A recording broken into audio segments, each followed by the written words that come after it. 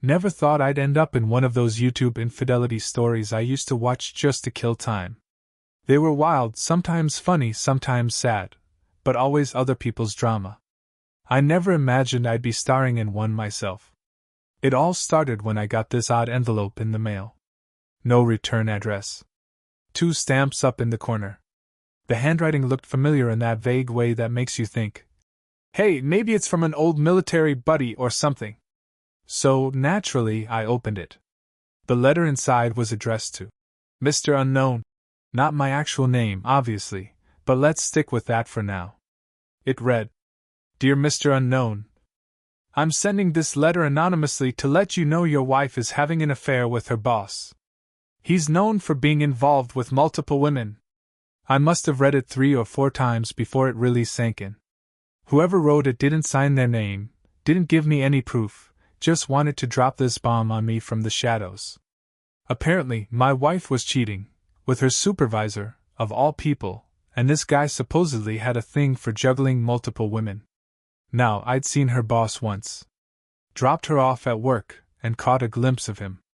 The guy's maybe 6 feet 4 inches, bald, a little heavy. Honestly?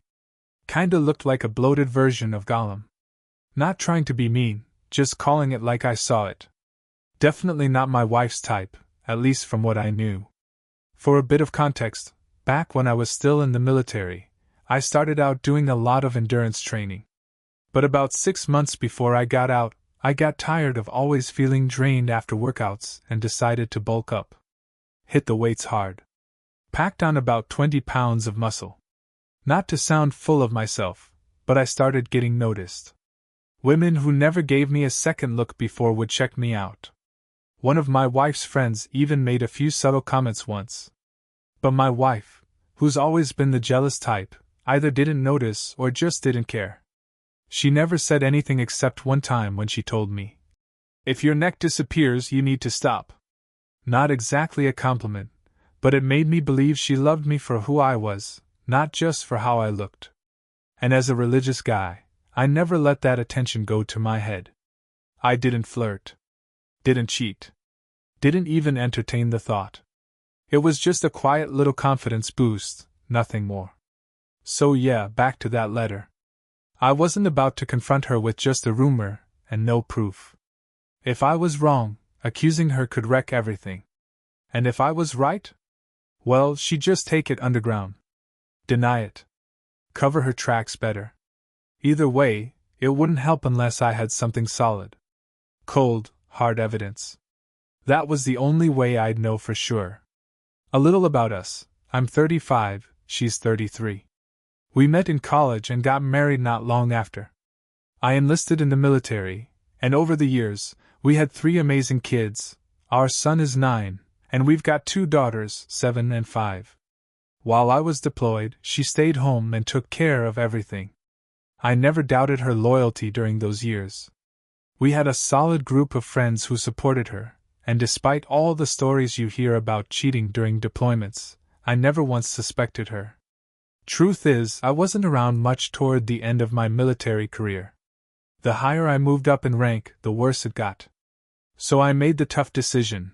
After 10 years, I left the military.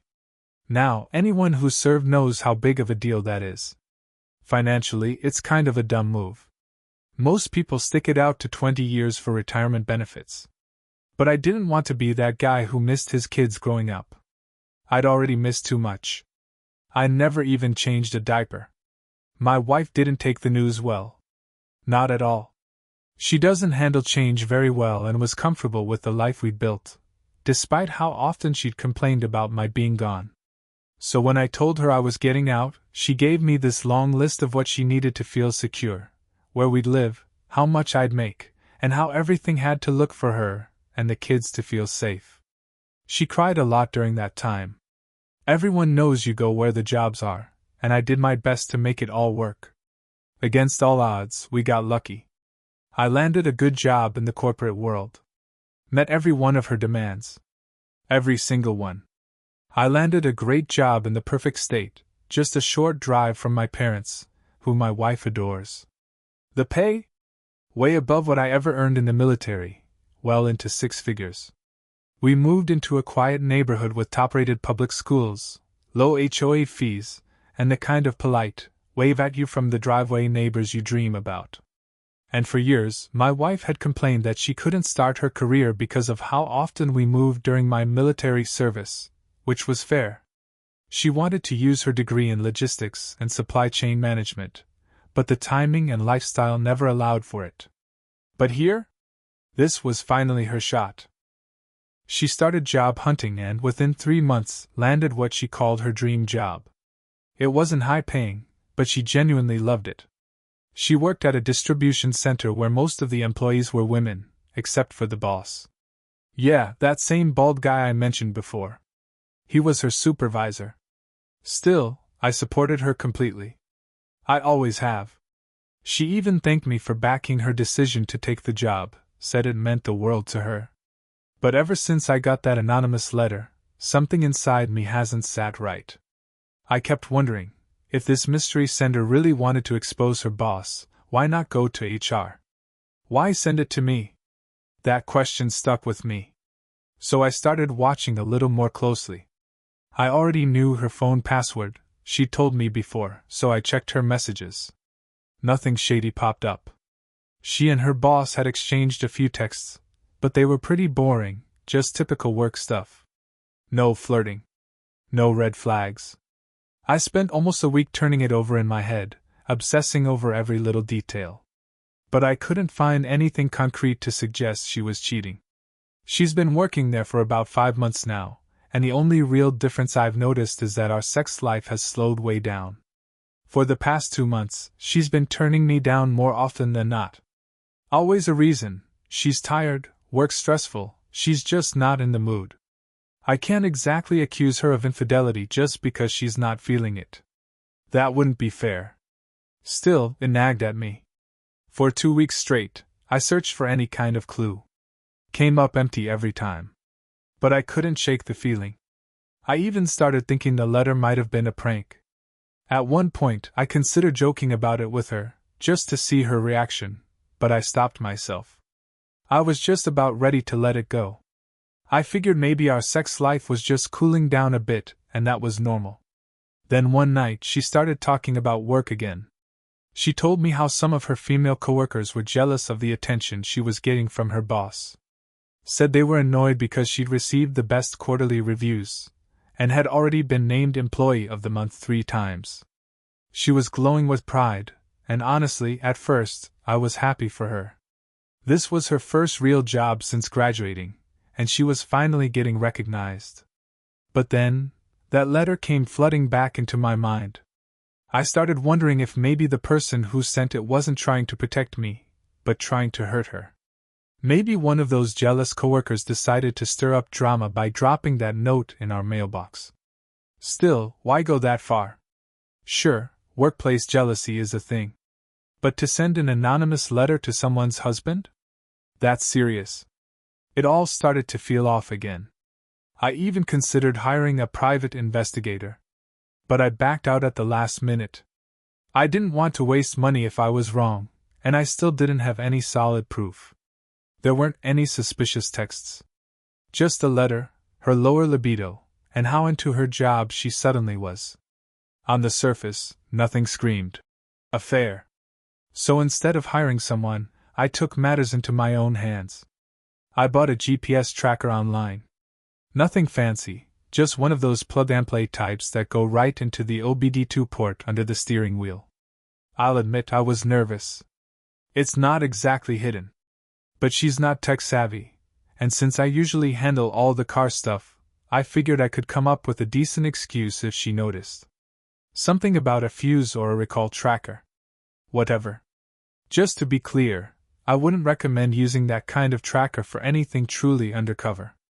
But I was desperate to know what was going on. That Friday, I finally decided to check where she was during her lunch break. Her car? It was parked somewhere I didn't recognize. Not her office. Not the grocery store. Not the kids' school. It was on the other side of town, a spot we rarely, if ever, visited. So I pulled up the address on Google. It was a hotel. As soon as I saw the GPS pin at the hotel, I asked my boss for a quick leave and jumped in my car. The location was about 35 miles from my office, and I was determined to catch her in the act. But about 25 miles into the drive, just 10 miles away from the spot, I noticed something on the tracking app that made my stomach drop. The signal was moving. She was already leaving. I stepped on the gas, hoping to catch up, but I could see her car heading back toward her workplace. Turns out, she'd been at that location for around 2 to 3 hours. I had just missed her. Still, I wasn't ready to give up. I parked near the area and got out to take a look around. The GPS showed her car had been somewhere between a Best Western and a nearby restaurant. I started to second-guess myself. Maybe she was just out having lunch with her coworkers. But something about it didn't sit right. There were dozens of restaurants between her job and that side of town. Why drive 27 miles just to eat? It wasn't like she was obsessed with Golden Corral or anything. I went home that evening with more questions than answers. When she walked in, she noticed I was off. I told her I'd had a tough day at work. That was a lie, of course. I was fighting not to blow up, but I didn't have enough solid proof to confront her yet. That night, I made up my mind. It was time to bring in someone else. The next morning, Saturday, I reached out to a guy I found on Craigslist who advertised private surveillance services. He wasn't a licensed PI, just some guy with a solid phone camera and a willingness to follow people for $25 an hour. It was sketchy, yeah? But I was desperate, and he was affordable. I agreed to pay him just to tail my wife during her lunch breaks. It wouldn't be too expensive since he'd only be working a few hours a day. I even helped him install the same GPS tracking app one was using so he could monitor her location in real time. I told him everything, the Best Western incident, the Golden Corral next door, and pointed out the exact location on a map. Monday through Thursday went by with nothing out of the ordinary. She followed her regular routine, and I almost started thinking maybe I'd imagined it all. Then Friday hit. The PI texted me around lunchtime. She was on the move again, heading toward the same Best Western location. He was already on her tail. I opened the app to double-check. Sure enough, there she was, making her way across town. Since he now knew where she was headed, he got there before she did and waited. Then he saw her. She pulled up alone, parked, and walked straight into the hotel. He snapped pictures of her going in and followed. Since I'd already given him a full description of her boss, the bald, out-of-shape guy, he knew exactly who to watch for. He sat down in the hotel lobby and, with his phone hidden, filmed her entering the elevator. Risky move, but he even managed to sneak into the elevator with her. One wrong glance and she could have recognized him from tailing her all week. But she didn't. She got off on the 3rd floor. He stayed inside, went back to the lobby, and waited. 3 hours passed. Then her boss came out of the elevator. The PI kept the camera rolling as the man walked to the front desk, checked out of the hotel, and left. 10 minutes later, my wife appeared. Calm. Unhurried. She walked straight to her car and drove off like it was just another day. He caught every second of it on video. That was it. I had my answer. She was cheating. With him. The guy I never would have suspected. The one who didn't even fit her type. The proof was sitting in my Dropbox. Photos, videos, all of it. I spent the rest of that afternoon compiling the footage into a 30-minute video. It showed everything, from the moment she arrived at the hotel to her boss leaving first, and her following soon after. I added the anonymous letter to the mix, too. Then I waited. When she came home that evening, I called her into the kitchen. My laptop was already sitting on the counter, video queued up and ready to go. I didn't say much. Just hit play.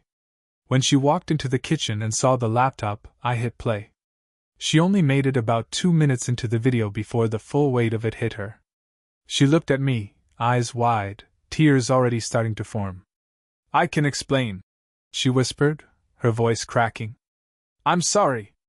I'm so sorry, she said again and again, like some broken record trying to undo what couldn't be undone. But I wasn't ready to hear it, not yet. I raised my hand and motioned toward the screen. Just watch, I said sharply. She tried to turn away, tried to talk, tried to stop the video, but I wasn't having it. The more she resisted, the angrier I got. In a burst of rage, I grabbed her by the back of her hair and forced her to keep her eyes on the screen. You know what you did, I snapped, my voice low and trembling with fury. She sobbed quietly while the footage played. I kept my grip on her hair the whole time. And I could see it in her eyes, she was scared. She'd never seen me like this before. Hell, I'd never seen myself like this. Just to be clear, I'm not a violent man. I've never laid a hand on her before. Never hurt a woman in my life. But that night, something in me broke. When the video finally ended, I let go and shoved her away from me. Hard. She stumbled and hit the floor, sliding across the kitchen tiles. I stood over her, chest heaving, fists clenched. You slept with him, I yelled. 5 months into your new job, and you're already screwing your boss? God knows how many others there have been. Still sobbing, she managed to choke out. It was only him, and only for the last 2 months. I swear. It didn't mean anything. I asked her why. Why this guy? Why now? She didn't have a good answer. Said she wasn't even attracted to him. Said it just happened. That other women in the office were interested in him, and she got caught up in the attention, the validation, like it was some kind of sick competition. I couldn't believe what I was hearing. She admitted he was sleeping with other women in the office too. That he was the center of attention in a workplace full of women, some of them married. And instead of seeing that for the disgusting power trip it was, she wanted to be one of them. I looked at the woman I thought I knew, my wife, the mother of my kids, and all I saw was a stranger. She had denied me intimacy for months while chasing a guy who looked like Gollum just because other women wanted him too. Like she forgot she was married. Like I didn't exist. I was disgusted. Heartbroken. Furious. That night, I called her every name I could think of. I told her I never wanted to see her again and kicked her out of the house. She left and stayed at a friend's place. And I was left with the kids. I had to feed them, bathe them, put them to bed, and I didn't even know where half their stuff was. I felt like I was spinning in circles, trying not to lose it while my 5-year-old cried for her mom. My wife had always been the one holding down the fort. I was the provider, and she was the stay-at-home parent. We'd made a good team. At least I thought we had. But now, she'd blown it all up. For what? A fling? A competition? It was beyond immature. It was reckless. Grown women, married women, throwing themselves at their sleazy supervisor just to feel chosen. And maybe, just maybe, one of them was the one who sent me that letter. This man, this troll, had turned their workplace into a circus. And she'd been a willing participant. I want a divorce. I want her to feel the full weight of what she's done. But it's not that simple. I've relied on her to run our home. Now, everything's a mess. The kids need their routines. Their meds. Their mom. She's been texting and calling nonstop, asking to come back. Begging, really? I barely slept last night. Had to be up early for work. She knows where everything is, our daughter's allergy meds, the food they like, their bedtime routines. I had to drop them off at school, leave work early to pick them up again. Honestly? It wasn't as bad as I expected. But it was exhausting. I hadn't been answering her texts or calls since the night I kicked her out. But later that evening, I finally called her. I told her she could come home. When she showed up, it caught me off guard. She wasn't alone. She brought her older sister with her, and I immediately understood why. She was probably scared to face me by herself. Her sister lives about 90 miles away, so she must have called her, confessed everything, and asked for backup. What's wild is, her sister could pass for her twin. Same build, same features, just 2 years older. But the similarities stop there. Her sister is level-headed, respectful, and honestly, someone I've always gotten along with. She's been divorced for a while now, Her marriage fell apart after her own husband cheated, so she knew exactly the kind of hell I was walking through. And if I'm being honest, I was glad she came. I wasn't in any mood to play nice with my wife, but it helped to have someone around who could see both sides and mediate a little. I figured she'd automatically take her sister's side. Blood's thicker than water, right? But when we stepped aside to talk privately, she surprised me. She said straight up, "I'm not here for her, I'm here for the kids." She acknowledged what I already knew: my wife could be immature. And then she gently suggested I consider letting her back into the house, for the kids' sake. Maybe try a sort of in-house separation, to keep things stable for now. I've got to hand it to her, she's got a way with words. Somehow, she calmed me down enough that I agreed. I didn't forgive my wife. I didn't trust her. But I agreed to tolerate her presence, at least for the kids.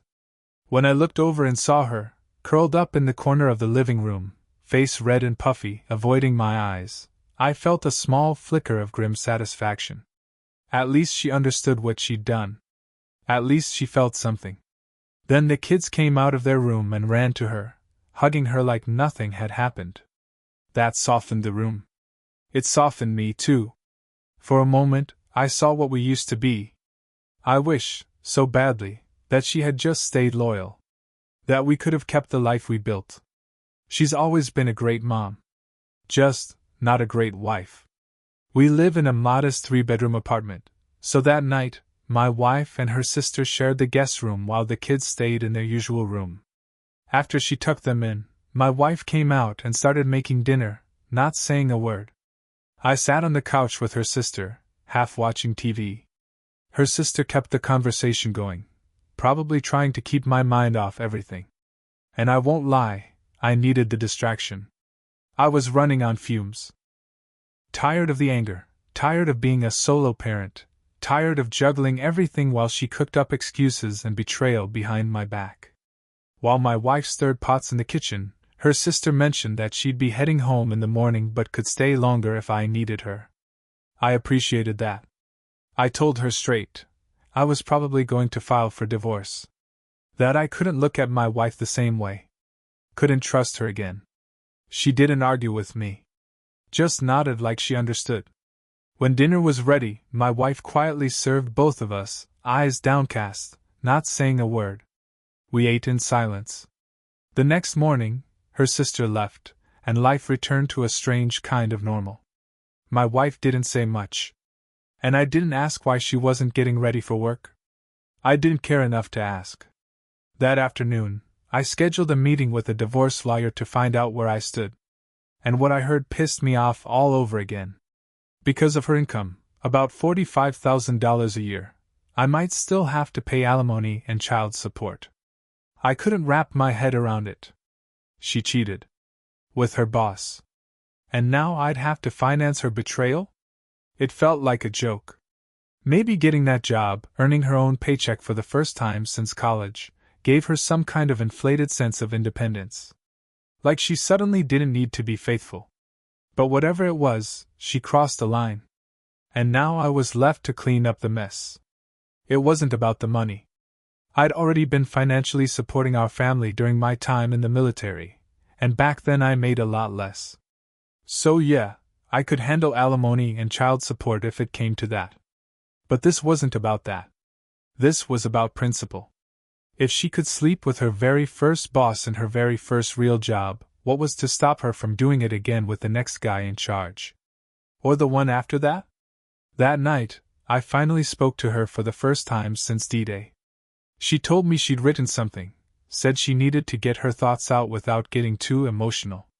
I let her read it. It was a letter, just a few pages. All apologies.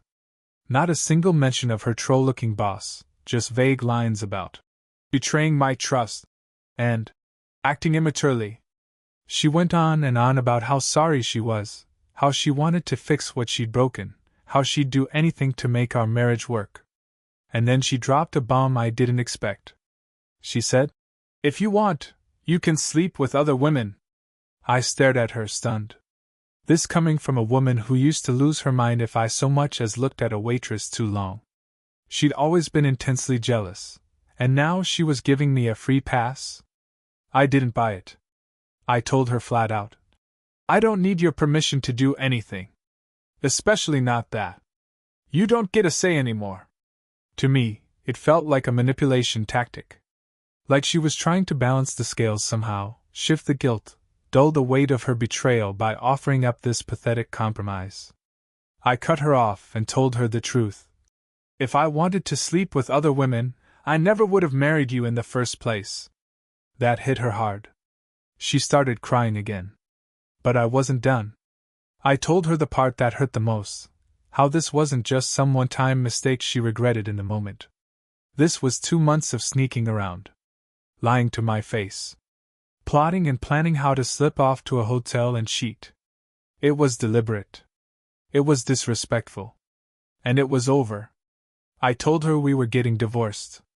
That I'd already made up my mind. And that even though she was still physically beautiful, I couldn't stomach the idea of touching her again. Sleeping next to her? Kissing her? No. I was done. That's when she asked, "Why are you being so cruel to me?" Cruel? I'd spoiled this woman for years. Treated her like a queen. I never yelled. Never raised a hand. Let her run the house however she wanted. Gave her control over just about everything. She called the shots, and I supported her through every phase of our life. And this is how she paid me back. I guess she got bored of the nice guy. Maybe that's why the first man who showed her authority, gave her commands instead of options, became so appealing. Maybe she thought I'd still be that same patient, forgiving husband even after she betrayed me. She was wrong. Then she told me something else. She'd quit her job. Said she couldn't stand seeing him anymore. Couldn't walk into that building knowing what she'd done. She told me she had everything with me, a husband, a home, a family, and somehow still managed to throw it away. And why? Because she wanted to fit in. To impress the other women. She swore she didn't know how things escalated to sex. Claimed it wasn't about attraction. She even admitted it wasn't good, said the intimacy wasn't enjoyable, and it sure as hell wasn't about his looks. That's what messed with me the most. This guy, this bald, sloppy, gollum-looking dude, how the hell did he get her to forget everything we had? I pushed her for answers. I wanted her to say something that would make it make sense. She struggled to explain. Said she was trying to understand it herself. Eventually, she gave me her why. She said it wasn't any one thing. It was a combination of factors. He was smooth, good with words, always had the right thing to say. His position gave him power, made him look more desirable, especially in a room full of women who all wanted his approval. That validation made her feel wanted. I listened. Nodded. But all I could think about was how much I wanted to burn that man's entire little operation to the ground. So I told her I was going to expose him. Her face twisted with panic, but instead of trying to stop me, she just said she'd do anything to make things right. Even if it was too late for us. Even if we still got divorced.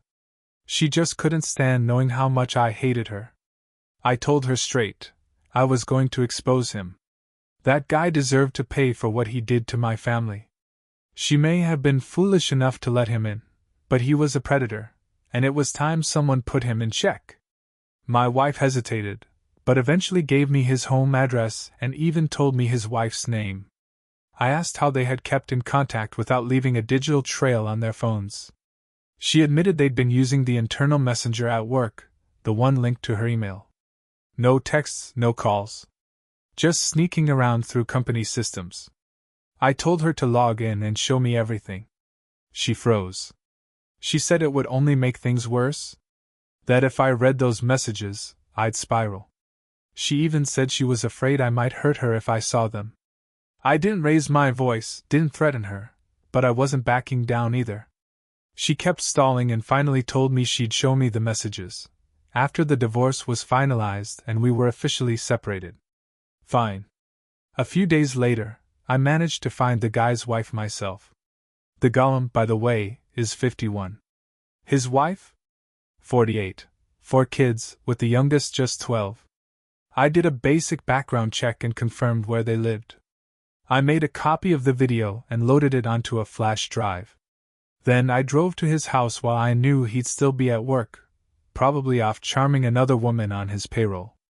When his wife answered the door, I could tell she was confused. Alone. Maybe even a little nervous. I told her everything.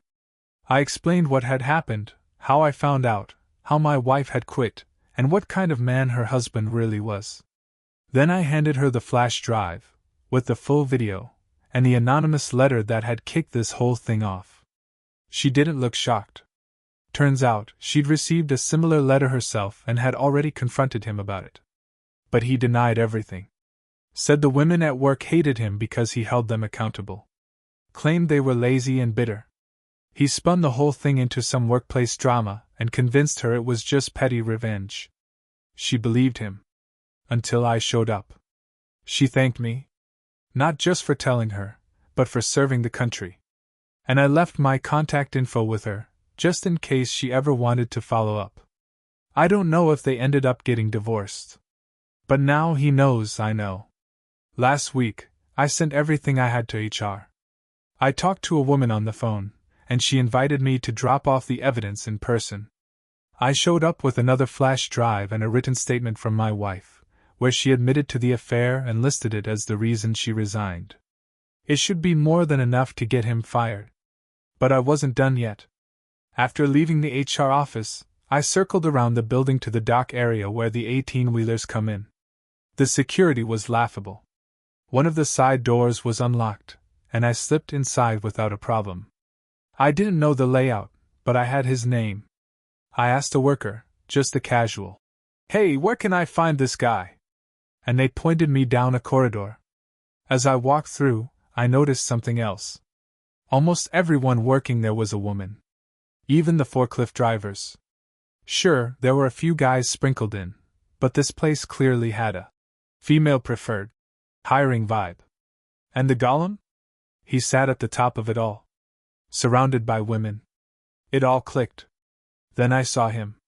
He came out of one of the offices just ahead of me. I was maybe 50 feet away when I called out his name. He turned, probably thinking I was just some delivery guy or a vendor. I didn't say a word. When I got close enough, I planted a right hook straight into his jaw. Dropped him cold. I didn't wait around. Just turned and calmly walked back out. As I reached the door, I glanced over my shoulder.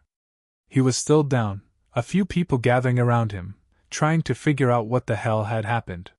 He was starting to come to. Perfect. Yesterday, not long after I got home from work, I heard a knock at the door. 2 police officers. They were there to ask questions about an assault at my wife's old job. The moment they started talking, I knew he'd reported it. They didn't have much to go on, though. Security footage had caught something, but the video wasn't clear enough to make a positive ID. And that's where things got interesting. I had been wearing a hat that day, so the security footage didn't clearly show my face. Still, Gollum somehow fingered me as a suspect and told the cops he wanted to press charges. When the police came knocking, I told them flat out, I wasn't the one who did it. They asked if I had an alibi, and I said I was home with my wife. They wanted to speak with her to confirm, so I called her in. She didn't know anything about the incident, but she caught on fast and backed me up without hesitation. She lied for me. I'm not sure if the police completely bought it, but they took pictures of our vehicles, jotted down my contact info, and told me they'd be in touch if they had more questions. And yeah, I know. I messed up. It still blows my mind that this guy, this sleazy supervisor who had an affair with my wife, actually had the nerve to call the police on me for knocking him out. But karma works in strange ways. Word got around fast. Turns out, one of the women he'd been messing with found the courage to come forward and filed a sexual misconduct complaint. Maybe seeing me confront him publicly, maybe the HR investigation, whatever it was, it gave her the push she needed. After that, HR started digging deeper. They questioned most of the women at the company, and the truth spilled out.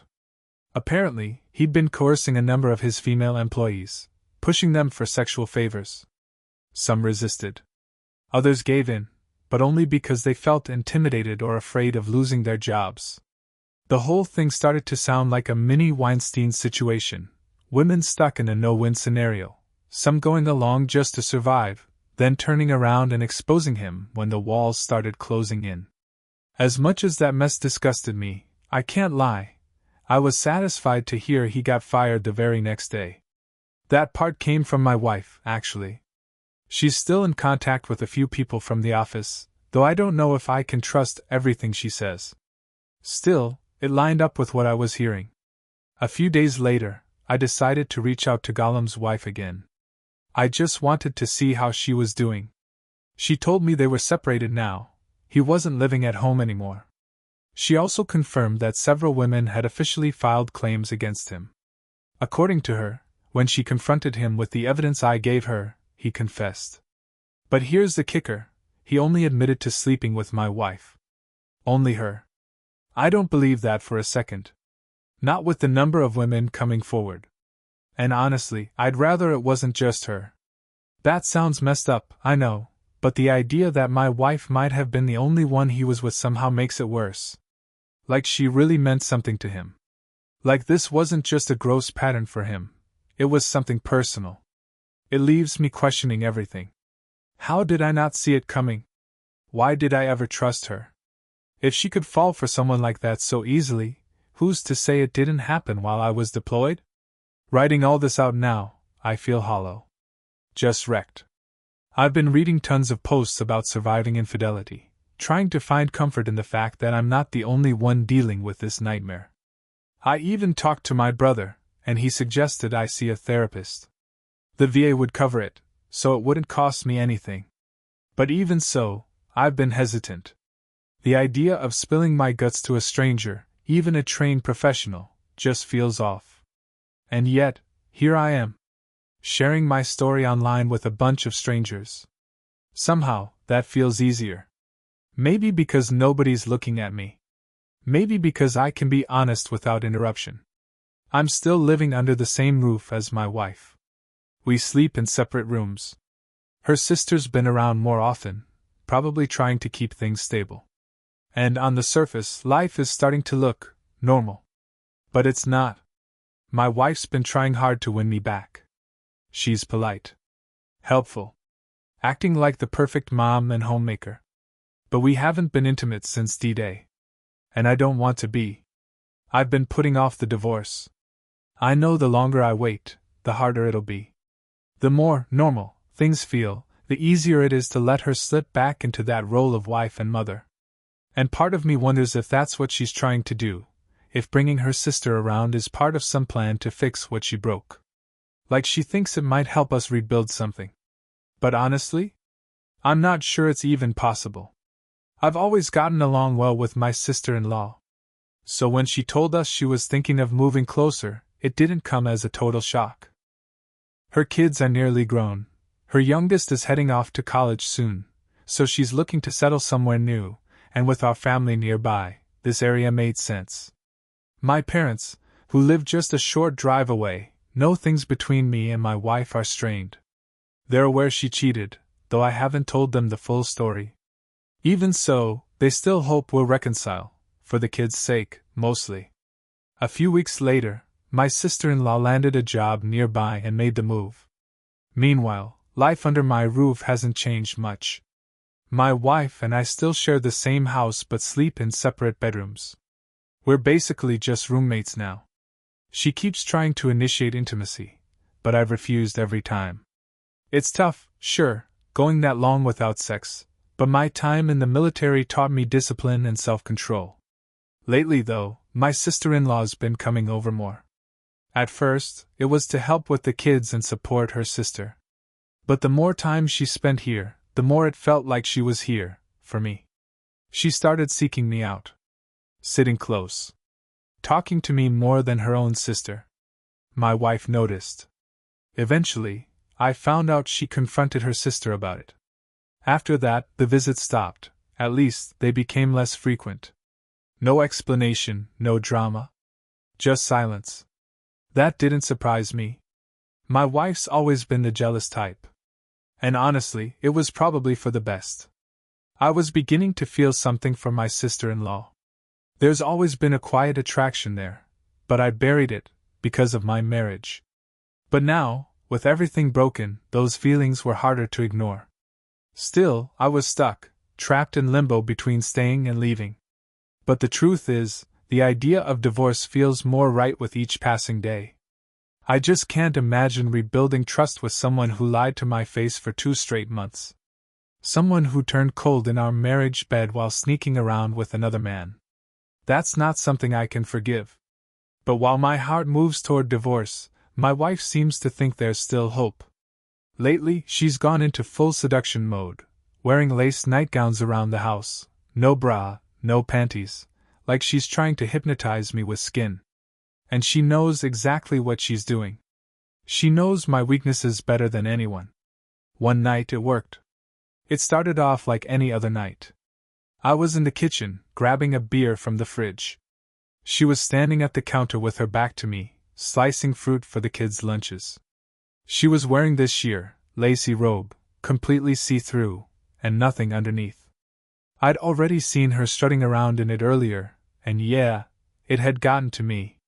As I walked by, something just snapped. I stepped behind her, hands on her hips, pulled her close. She didn't resist, just leaned forward on the counter. I lifted her robe, and we went at it right there, raw and desperate, and nothing like the slow, gentle sex we used to have. It was intense. She came fast, her body reacting in ways I'd never seen before, not in 10 years of marriage. And I couldn't stop thinking, who is this woman? We'd always made love in this slow, almost ritualistic way, soft, intimate, careful. But that night? That was different. It was fast, animalistic, and passionate. It was like I was seeing a new side of her, or a version of her that had always been hidden. We only stopped because the kids started coming out of their room. She was getting too loud. I was still in a daze when it happened, and instead of dragging her to the bedroom, I just slipped off to the bathroom and finished alone. I felt ashamed afterward. Not because of the act itself, but because I realized I didn't know her the way I thought I did. She'd just shown me a side of herself I had never seen, something primal and raw, and I didn't know how to process it. I stayed faithful to her for our entire marriage.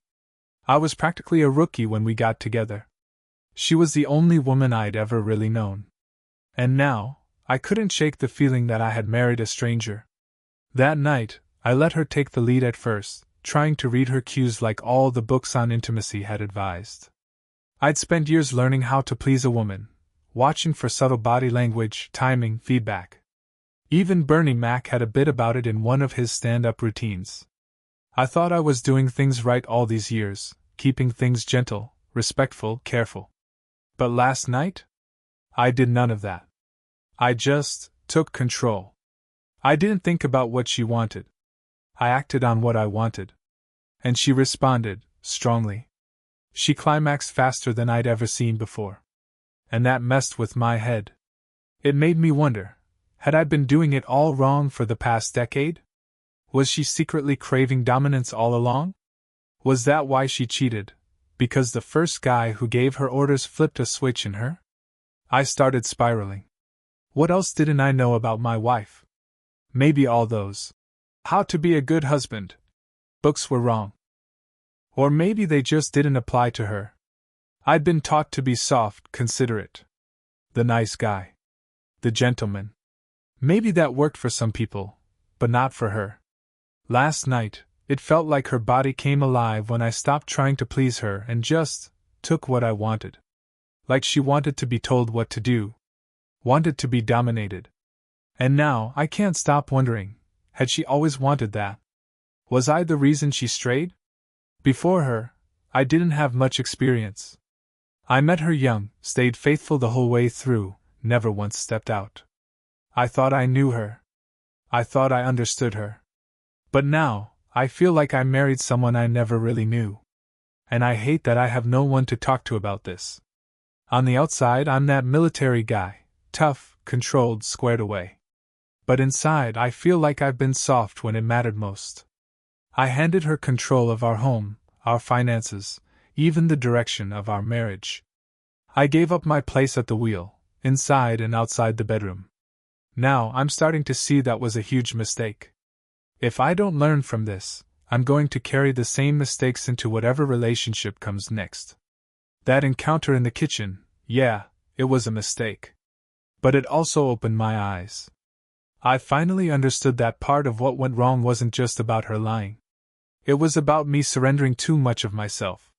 And it's got me thinking, maybe this wasn't the first time she went looking for that kind of dynamic.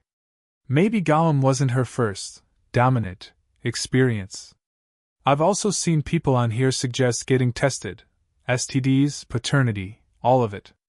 And honestly, that's a smart move. I didn't used to question it.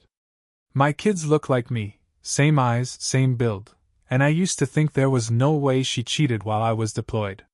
But now I'm not so sure. So yesterday, I went and got tested.